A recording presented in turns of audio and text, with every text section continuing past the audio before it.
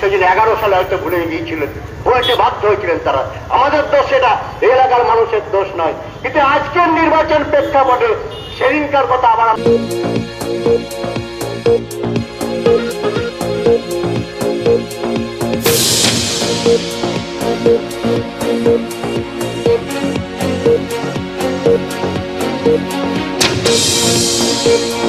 তাদের পাশে সে এলাকা পূর্ববাংলা থেকে যারা এসেছিলেন তাদেরকে রাস্তা দিয়েছিলেন, ঘর দিয়েছিলেন, জায়গা দিয়েছিলেন, আস্তানা দিয়েছিলেন, তাদের পাশে দাঁড়িয়ে তাদের যাতে দিন রোজগার পেলে দিন যাপন করতে পারেন একটা বাসস্থান খুঁজে দেওয়ার চেষ্টা করেছিলেন।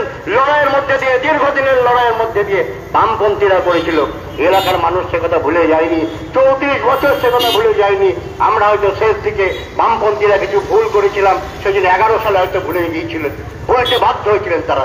আমাদের দোষ, এটা এলাকার মানুষের দোষ নয়। কিন্তু আজকের নির্বাচন প্রেক্ষাপটে সেদিনকার কথা আবার আমরা বিচার করতে বলছি এই মঞ্চে দাঁড়িয়ে। কারণ কি, আমরা 10 বছর ধরে দেখছি একটা সরকার চলছে, যে সরকারের নাম বিজেপি সরকার। তার প্রধানমন্ত্রী নরেন্দ্র মোদী, তিনি যেভাবে প্রতিদিন মানুষকে পিষছেন, মানুষের গণতান্ত্রিক অধিকারকে ধ্বংস করে দিচ্ছেন, মানুষের লড়াইয়ের অধিকারকে ধ্বংস করে দিচ্ছেন, মানুষের বাক্য কথা বলার অধিকারকে ধ্বংস করে দিচ্ছেন। প্রতিদিন দেশ বিক্রি করার নতুন নতুন পন্থা তৈরি করছেন, লোকসভা বন্ধ করে নতুন নতুন আইন আনছেন। তিনি আজকে দাঁড়িয়ে এই কথা যাতে আমি দাঁড়িয়ে না বলতে পারি সেজন্য আবার নতুন করে সাম্প্রদায়িক উস্কানি দিচ্ছেন, দেশ ভাগ করার কথা বলছেন। আপনারা সেই জায়গা থেকে এসছে হিন্দু মুসলমানের বিভেদ, মানে আবার 47 সাল, আবার 46 সাল ঘটে যাবে না তো? আমরা তো সেই পরিস্থিতি দেখছি আজকে। দক্ষিণ ভারতের সঙ্গে পূর্ব ভারতের, দক্ষিণ ভারতের সঙ্গে উত্তর ভারতের একটা মানুষের যে সম্পর্ক তৈরি হয়েছিল নেহরু এবং মহাত্মা গান্ধী, সেই দক্ষিণ ভারতের সঙ্গে আমাদের যে অমিল ছিল সমস্ত ক্ষেত্রে, কথা, ভাষা, খাদ্য, তারপরেও ভারতবর্ষকে তৈরি করা হয়েছিল, একটা বড় ভারতবর্ষ তৈরি হয়েছিল। আজকে সেই পরিস্থিতি তৈরি হচ্ছে, হিন্দু মুসলমানের বিভেদ, বাঙালি হিন্দুর বিহারির বিভেদ তৈরি করে, বাঙালি ইউপি মানুষের বিভেদ তৈরি করে, তামিলের সঙ্গে হিন্দির বিভেদ তৈরি করে আবার নতুন করে চক্রান্ত হচ্ছে। আজকে পরিস্থিতি সেই জায়গায় এসছে। সেই জন্য 1 তারিখের নির্বাচনে এলাকার সচেতন মানুষের কাছে সেই অনুরোধ রাখতে চাই যে আপনারা শুভবুদ্ধি সম্পন্ন মানুষ, আপনারা 1 মে 1 জুনের নির্বাচনের আগে এই কথাটা বিচার করুন আজকে দেশের পরিস্থিতি কি, দেশ কোনভাবে চলছে, কোন পরিস্থিতিতে চলছে, সেই 47-এর ঘটনাকে আমরা ফিরিয়ে আনবো কিনা, সেই জন্য ভাবনার দিন আজকে এসছে। আর দ্বিতীয় দিক থেকে আমরা যদি দেখতে পাই, আজকে রাজ্য সরকারের বিরুদ্ধে এই মঞ্চে দাঁড়িয়ে বলার কিছু নেই। কারণ নির্বাচন চলছে লোকসভার ভিত্তিতে, লোকসভা কেন্দ্রিক, লোকসভায় কে সরকার গঠন করবে তার উপরে দাঁড়িয়ে। সেই জন্য তৃণমূলের বিরুদ্ধে বা রাজ্য সরকারের বিরুদ্ধে বলার না থাকলেও আমরা দেখছি প্রতিদিন, সেটা সাধারণ মানুষ জানেন যে দুটো সরকারই একইভাবে চলছেন। একদিকে তারা ঘোষণা করছেন মহিলাদের মাসে 1000 টাকার কথা, একদিকে তারা ঘোষণা করছেন প্রতিদিন নাকি তারা সমাজ ব্যবস্থা পরিবর্তনের কথা বলছেন, মানুষের পাশে আছেন, মানুষের লড়াইয়ের সঙ্গে আছেন। আবার আমরা এর দিকে কি দেখছি, বামফ্রন্ট সরকার হয়তো বেসরকারীকরণ করার রাস্তায় গিয়েছিল শেষ দিকে, কিন্তু আজকে আমরা কি দেখছি, পশ্চিমবঙ্গের কর্মসংস্থানের জায়গা কোথায়? আপনাদের একটা কথা স্মরণ করে দিতে চাই, মাস 6 আগে একটা ট্রেন দুর্ঘটনা হয়েছিল, করমণ্ডল এক্সপ্রেস। আপনারা জানেন উড়িষ্যায় করমণ্ডল এক্সপ্রেস অ্যাক্সিডেন্ট হয়েছিল, সেখানে বাংলার অনেকেই নিহত হয়েছিলেন। তার মধ্যে আমাদের সুন্দরবন এলাকার 3 জন ছিল নিহতের তালিকায়। তারা কি করতে গিয়েছিলেন অন্ধ্রপ্রদেশ জানেন? তারা ধান কাটতে গিয়েছিলেন, ধান। অন্য কোনো কর্মসংস্থানের জায়গা পশ্চিমবঙ্গ নেই। আজকে কৃষি ব্যবস্থা এই জায়গায় পৌঁছেছে যে সুন্দরবনের মানুষকে তাদের কর্মসংস্থান নেই বলে তারা ধান কাটতে যাচ্ছিলেন, ওই ট্রেনে চেপে অ্যাক্সিডেন্ট ফলে তারা মারা গিয়েছে। অ্যাক্সিডেন্ট না হোক এটাই আমরা চাই, কিন্তু অ্যাক্সিডেন্টে আমাদের চোখে আঙুল দিয়ে দেখিয়ে দিয়েছে যে পশ্চিমবঙ্গের কর্মসংস্থান কোথায়, এখানে কৃষি ব্যবস্থাও ভেঙে গিয়েছে, যে কৃষিকে বামপন্থী সরকার একবারে সর্বোচ্চ জায়গায় পৌঁছে দিয়েছিল ভারতবর্ষের নিরিখে, সেই জায়গায় দাঁড়িয়েও আজকে পশ্চিমবঙ্গের কৃষি ব্যবস্থায় সরকার ভেঙে দিয়েছে। প্রতিদিন মিথ্যে কথা বলা হচ্ছে, উন্নয়নের কথা বলা হচ্ছে, কর্মসংস্থানের ব্যবস্থা কোথায়? এই গভর্নমেন্ট কর্মসংস্থানের কি ব্যবস্থা করেছে? 1000 টাকা মহিলাদেরকে দেওয়া হচ্ছে ঠিকই, 1000 টাকা দিয়ে তার পেট চলে না, ওটা তো দান করছেন আপনারা। কর্মসংস্থান কি করলেন সেটা দাঁড়িয়ে বলুন, তৃণমূলের নেতৃত্ব দাঁড়িয়ে বলুন, রাজ্য সরকারের পক্ষ থেকে কোন কর্মসংস্থানের জায়গা তৈরি করেছেন?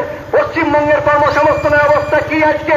একটাই তো কর্মসংস্থানের জায়গা দেখছি, সেটা হলো তৃণমূলের নামে দলে ঢোকো আর চুরি করো আর কর্মসংস্থানের জায়গায় যাও। কোন শিল্প নেই, শিল্প একটাই, পশ্চিমবঙ্গে বোম বাঁধো আর বিরোধী সংগঠনের উপরে ফেলো।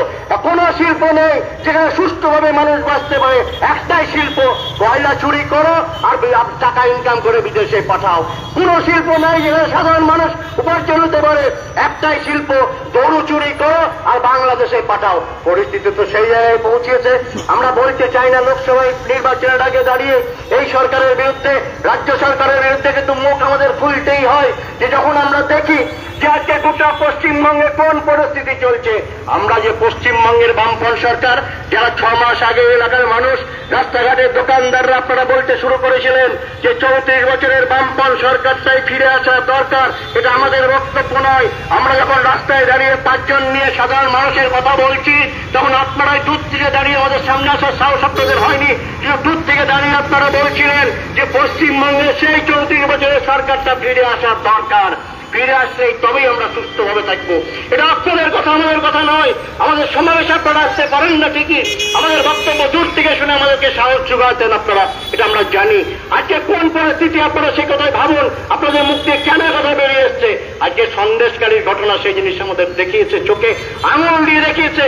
সন্দেশকারী শুধু সন্দেশকারী ঘটনা নয়, গোটা পশ্চিমবঙ্গের গ্রামে গঞ্জে একইভাবে সন্দেশকারীর মতো ঘটনা ঘটে, যেখানে মহিলাদেরকে ব্যবহার করা হয়, পণ্য হিসেবে ব্যবহার করা হয়। তৃণমূলের নেতৃত্ব শেখাজি করেন, গ্রামে গঞ্জে একই পরিস্থিতি। সন্দেশকারী শুধু আমাদের চোখের সামনে এসছে। যদি আগামী নির্বাচনে এই সরকার পরিবর্তন হয়, মানে আগামী নির্বাচন নয়, 26-এর নির্বাচনে, আপনারা উপলব্ধি করতে পারবেন যে সাধারণ মানুষ এই তৃণমূলের নেতৃত্বকে ঘর থেকে টেনে বেরিয়ে রাস্তায় পিটিয়ে মারবে। আমি মারার অনুরোধ বলছি না, কিন্তু লাঠি মানুষ তাদেরকে দাঁড়াবে, এলাকা ছাড়া করে দেবে। কারণ এমন কোন দুর্নীতি নেই যে দুর্নীতির সঙ্গে এই তৃণমূলের নেতৃত্ব যুক্ত নয়।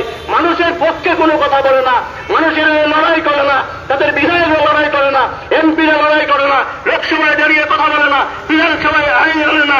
তারা শুধু চুরি করার জন্য তৃণমূল দলটা করছেন, তাদের সম্পত্তি বৃদ্ধি করার জন্য তৃণমূল দলটা করছেন।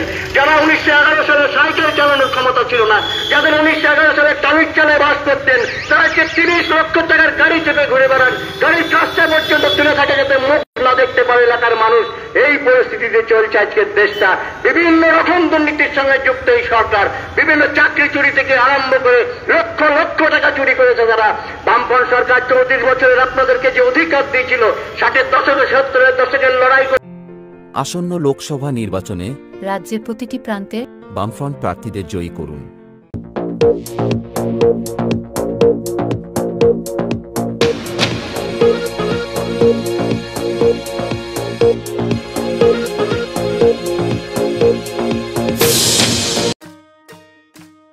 थिक थिक है, स्मूद स्मूद है, कौन सा है ये दही?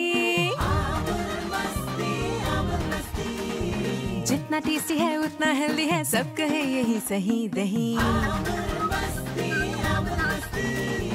ऐसे ही खाया या डिश पकाया, जो भी बनाया उसको पचाया, सबसे बेस्ट ये दही। हेल्दी, टेस्टी और थिक दही, अमूल मस्ती दही, हर घर में घुल जाए, हर दिल में जम जाए। सबसे बेस्ट ये दही।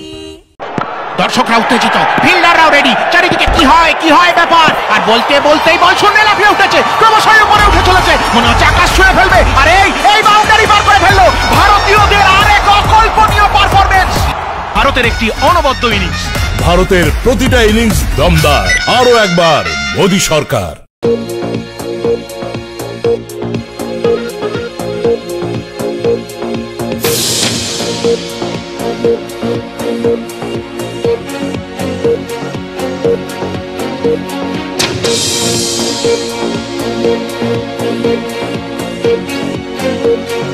Thank